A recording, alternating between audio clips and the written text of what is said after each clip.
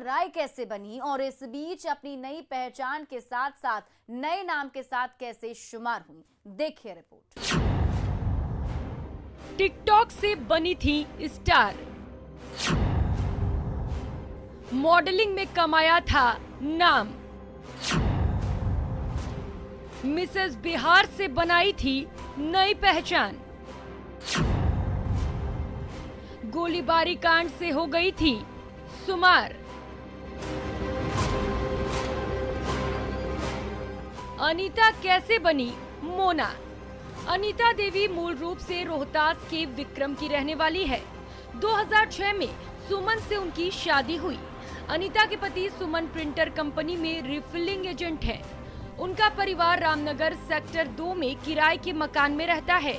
यही वो मकान है जिसमें मॉडल मोना का परिवार रहता है। बड़ा बेटा नैतिक और बेटी आरोही पढ़ाई करते हैं।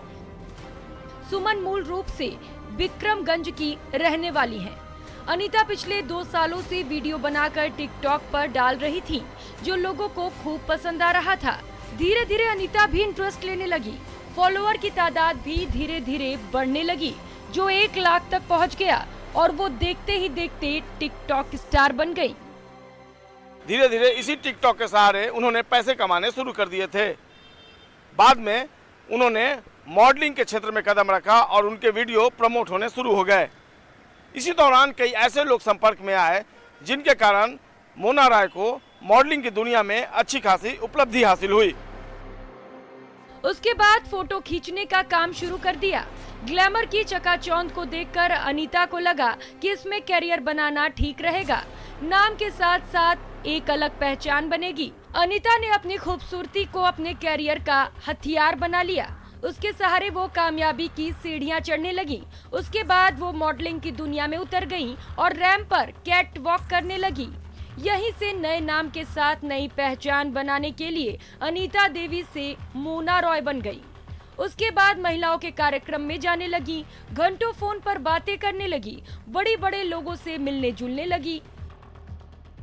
2021 में मिस ग्लोबल बिहार प्रतियोगिता में हिस्सा लिया।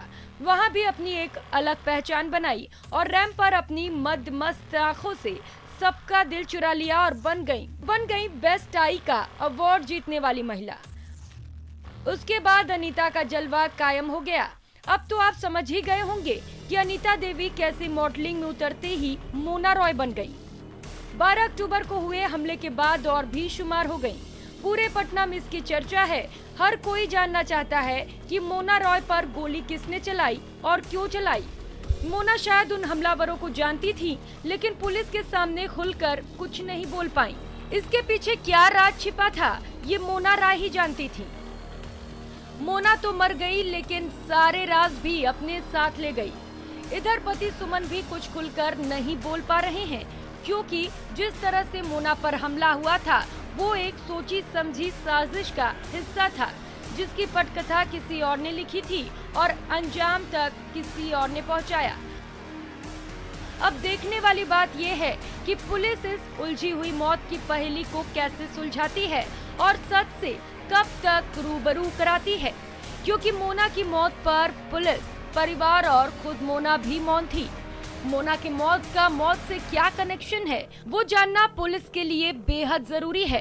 हो सकता है पुलिस हमलावरों को गिरफ्तार भी कर ले, लेकिन क्या पुलिस उन लोगों के गिरेबाह तक पहुंच पाएगी जिन लोगों ने पर्दे के पीछे पूरी पटकथा लिखी है? ये बड़ा सवाल है। न्यूज़ 18 के लिए पटना से संजय के साथ ब्यूरो रिपोर्ट। अपराधी चाहे लाख शातिर